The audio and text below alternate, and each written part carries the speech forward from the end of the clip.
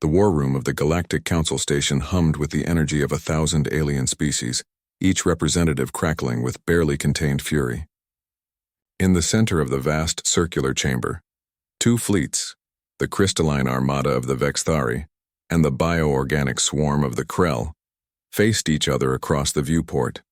Weapons primed, shields shimmering with lethal intent. Between them, suspended in the cold vacuum of space, floated a single human shuttle. Inside that shuttle sat Noah Chen, 26 years old, wearing a wrinkled diplomatic jacket that had seen better days. He hadn't slept in 42 hours. His hands trembled slightly as he adjusted the communication array, patching himself into every command frequency in the sector. This wasn't supposed to be his job. He was a junior attaché, third class, someone who filed reports and brought coffee to actual diplomats. But the actual diplomats were dead, vaporized in the Vexthari's warning shot that had started this whole mess. All channels open, Danny's voice crackled through his earpiece. She was back on the council station, her fingers flying across holographic interfaces, keeping him connected to both fleets simultaneously. Danny Rodriguez had been his academy roommate, now his technical liaison, and the only reason he wasn't already space dust.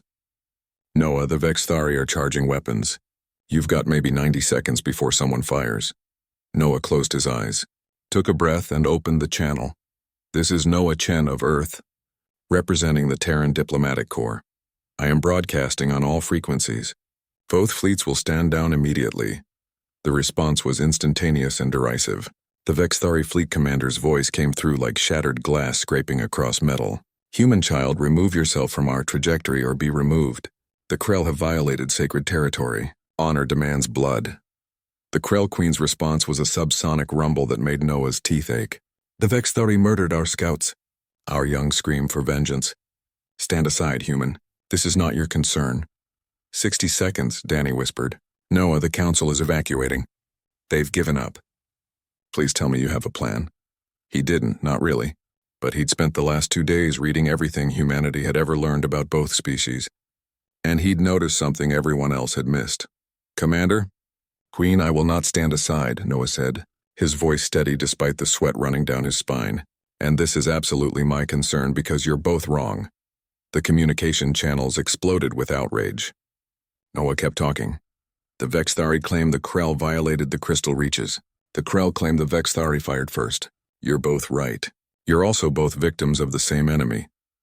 He pulled up a data stream Danny had compiled, broadcasting it across all channels.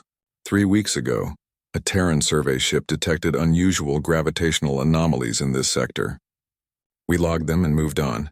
We didn't realize we were looking at cloaked ships, specifically Zarn Syndicate vessels. The Zarn are arms dealers, the Vexthari commander snapped.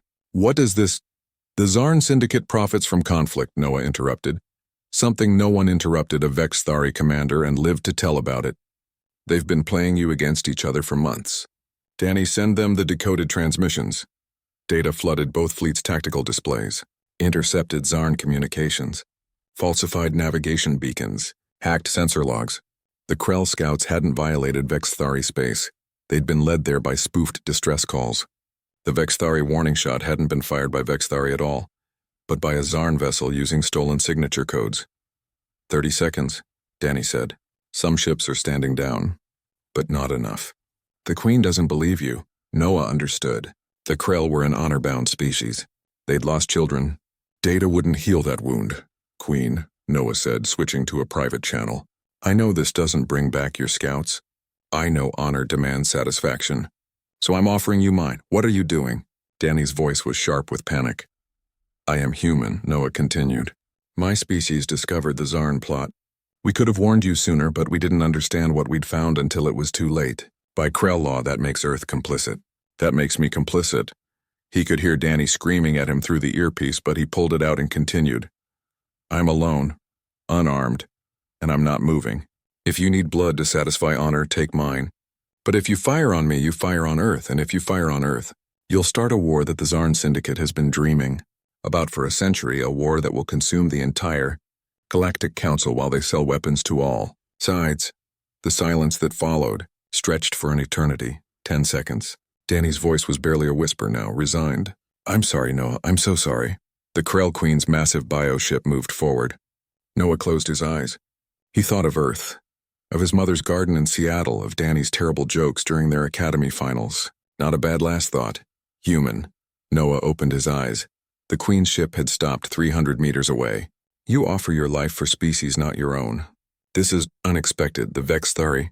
Do they value your sacrifice? The crystalline commander's ship drifted forward, positioning itself between Noah's shuttle and the Krell fleet. The human shows more honor than his years suggest. The commander said slowly. The Zarn plot is real. We have verified the data. If the Queen agrees to a joint investigation, the Vex Thari will stand with humanity in this matter. 2 minutes ago, you were ready to kill each other, Noah said, his voice shaking now that death wasn't quite so imminent. What changed? You did not run, the Queen said simply. You did not hide behind your council's neutrality. You stood in the fire and offered yourself to quench it. This is the behavior of a warrior, of a being worthy of respect. The Vex Thari commander's laugh sounded like wind chimes. The other species speak often of humanity's violence, their recklessness, their emotional nature. But they rarely mention your courage, or your stupidity. Sometimes those are the same thing. Danny's voice exploded in Noah's ear as he replaced the earpiece. You absolute idiot. You beautiful, stupid, wonderful idiot. Do you have any idea I'm going to kill you myself when you get back here? Noah couldn't help but laugh, the tension finally breaking. I'll look forward to it. Both fleets were standing down now, their weapons powering off. The immediate crisis had passed. There would be investigations, negotiations, probably decades of careful diplomatic work to undo the damage the Zarn had caused. But there wouldn't be a war. Not today. As Noah guided his shuttle back toward the council station, he watched the two fleets, so different, so hostile just minutes ago, beginning to communicate, to share data, to hunt for their common enemy. Danny was waiting at the airlock when he docked, her face streaked with tears. She punched him in the shoulder hard, then pulled him into a crushing embrace. Don't ever do that again, she whispered.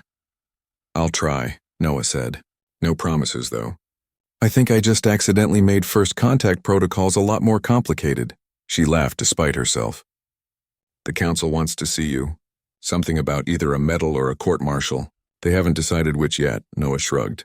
Either way, I should probably get some sleep first. And coffee. Definitely coffee. As they walked through the station's corridors, passing representatives from 100 worlds who stared at him with expressions ranging from awe to horror, Noah reflected on what had just happened. He hadn't won through superior firepower or brilliant strategy. He'd won by doing the most human thing possible, standing up when any rational being would have run, and refusing to let others destroy themselves if he could prevent it. The galaxy was vast and humanity was young among the stars. But today one human had stood in the way of annihilation and reminded the ancient species of something they'd forgotten. Sometimes the greatest strength isn't the willingness to fight, but the courage to sacrifice everything for peace. The war hadn't happened. And it was all because a terrified junior attaché and a brilliant technician had refused to accept that war was inevitable.